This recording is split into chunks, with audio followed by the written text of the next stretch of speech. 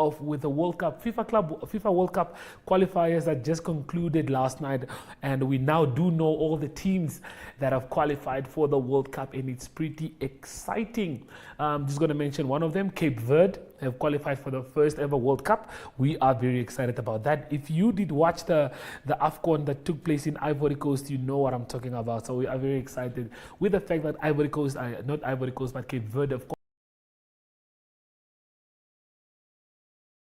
or after being absent for almost 16 years, with the last participation only in 2010. This was the iconic team that participated at the last World Cup where South Africa featured, and now the team is back in the World Cup. But we'll be talking more about that later on the show. We also do have a guest that will be joining us on the show today to talk about the Holland Heart Foundation road race that is scheduled to take place this upcoming weekend as well. So don't move an inch and stay with us as we get right into the hit list.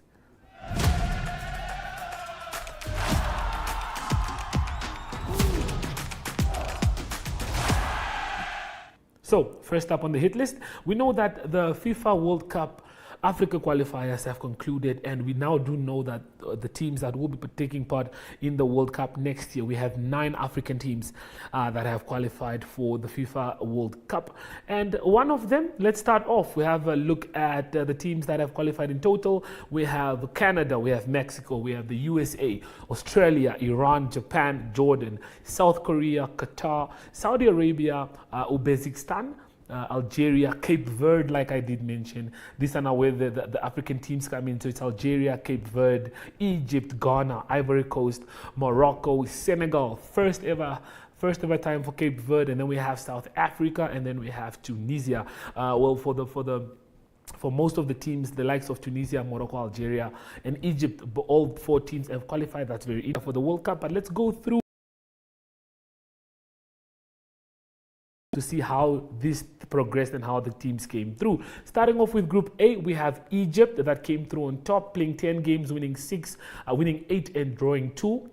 With no losses, 26 points. They claimed victory in the group. And then in Group B, we have Senegal came out on top there, playing 10, winning 7, drawing 3, no losses, coming out with 24 points. And that's it. Beautiful ending to the groups. They're moving on to Group C and D, South Africa.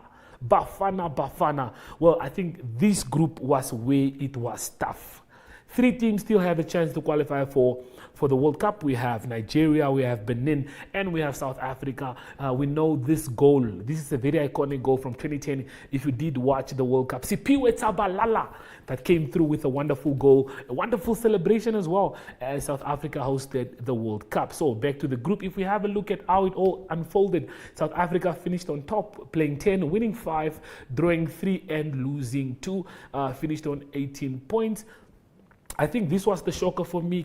Cape Verde finishing ahead of Cameroon to qualify for the first ever World Cup. This team has been doing good as of late. From AFCON, we did see signs of how good they could be. Nigeria also looked like there could still be a chance for them, but they have to take the long route. But yeah, this is how it went down. And Zimbabwe at the bottom of the table in Group C. They're not a good one. Angola will have to try again after this World Cup, but that's how Group C and D concluded. Moving on to Group D, Group E and F. So it looks like Morocco, flawless, winning their group, playing 8 matches, winning 8 and losing 0. Goal difference 20 as the points are 24.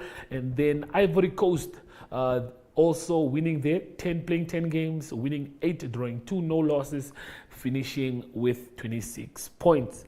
I can say these groups were also very interesting. Kenya did come through in Group F, winning a couple of games, putting on some good performances.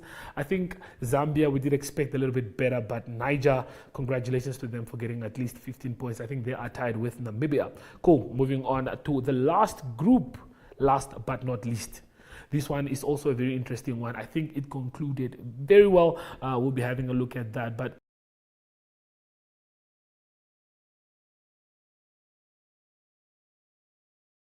in one game, 25 points, enough to see them through. They qualify. Tunisia in the group with Namibia. Namibia finished on 15 points. Unfortunately, that's not in the best top 4 second place finishes. So unfortunately,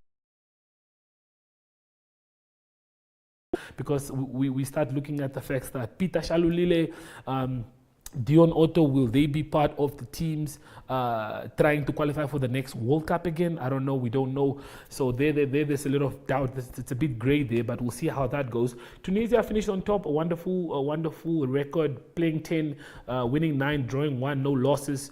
Like I said, 28 points. And then Algeria, of course, came through on top there. And then I think we still have one more group to look at, if I am not mistaken. And this was Group I, the Black Eagles. That's what they call themselves. I think Ghana played fantastic in this tournament. There were a bit of doubts here and there, but they did finish on top of the group to qualify for the 5th time.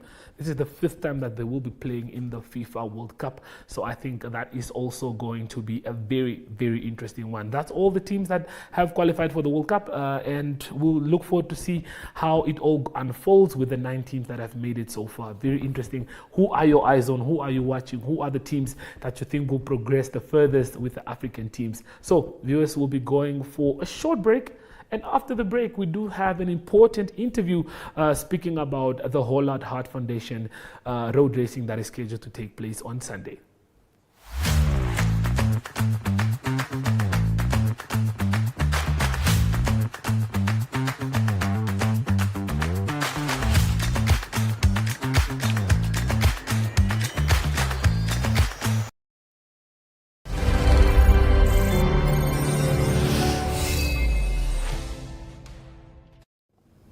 So viewers, like I said, we've spoken about the football. That's out of the way. For this one, I am joined by Zelda Buitendag. Zelda, thank you for joining us in studio. And thank you for taking time out of your schedule to be with us today. Thank you, I appreciate it, and I like being here. Okay, let's get right into it. This upcoming weekend is a big weekend for you guys. I mean, on the 19th of October, the Sunday, we're getting ready for the Hollard Hearts Foundation. Hollard Hearts Foundation, yes. The Hollard Hearts Foundation is hosting a cycling event on the 19th of October.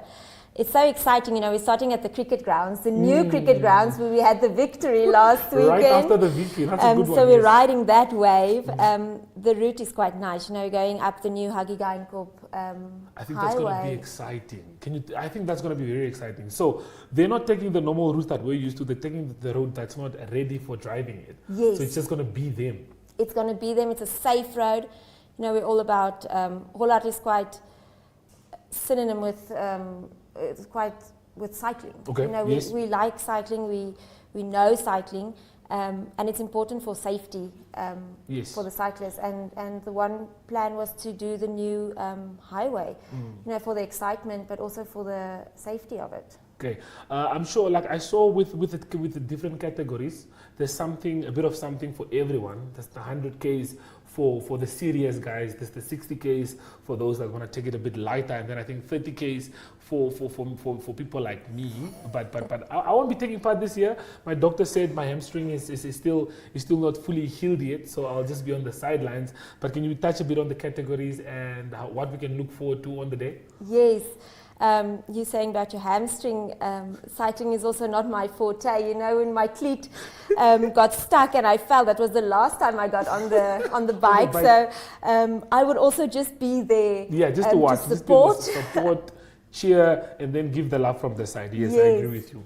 So we have the elites that can do the 100 kilometers. You know, that is there's a lot of water points in between, but that is for the elite cyclists. And then we have the 60 for people that are more seasoned in cycling, and the 30 for the people that are driving or cycling for fun. Yes. And when you want to take your family, or you just want to take your sports team or your school team and just have some fun, there's a 30-kilometer ride for that. Yes. Okay. Now, speaking about organizing this whole thing, can you, how did all of that go? Putting all of this together, getting the NCG ground to have as the starting and the finish. Is everything ready to go? Are you guys ready for Sunday? Yes, we are. We are so excited for Sunday, and there went a lot of planning into this. The Hollard Hearts Foundation is set up of, you know, a lot of different types of people. There are salespeople, legal people, admin people. So the quality of the race and the quality of the setup is, as always, excellent. Okay. We got the stadium. It's a lovely place to start. It's a fantastic place to end. Beautiful. And we decided specifically on the stadium because we wanted to make it a family event. You know, the Whole Heart Hearts Foundation is not merely to get some funds and then distribute it.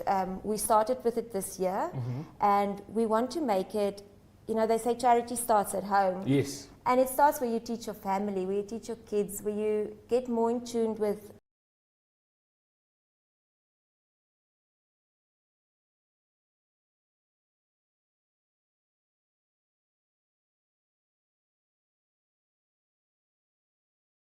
the kids.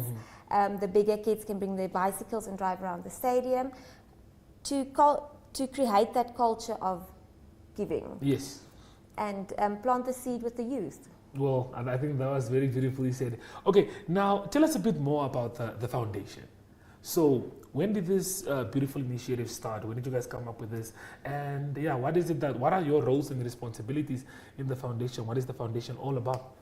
So Whole Heart was always, as a company, very invested in the community. Giving back into the community, yeah. However, we did see we need something more structured. We need something more goal-orientated. Okay. And therefore, we registered this non-profit company, the Whole Heart Hearts Company.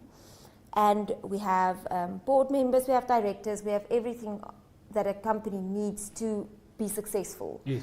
And we said, let's run it from that view, from that angle.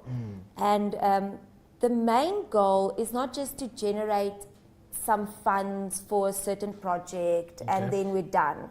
Like I said, it's creating a culture. It's a movement we want to create. Have it not just as a once-off thing, but have its place in Namibia's economy, for example. In Namibia, Yes. like people should know about what this is. And one of the main things, just to touch on it, that we want to use the funds for is the state-funded old age homes. You know, they are so run. Your focus and to drive your initiative. Come do the 30. You can donate to someone that we know. This commission for coaches is every day and fast on Friday in our country. And we do the principles of how do I plan, for a season, prioritization of sport, how the coaches, what's the coach's role in sport, how the coaches, what's the coach's role in and then also an interesting practicals that we do in the afternoon is we apply what we learn in the morning. I'll try it with you. In the afternoon, we teach them how to fabricate your own exercise equipment, and they enjoy that a lot. So as part of their team building, so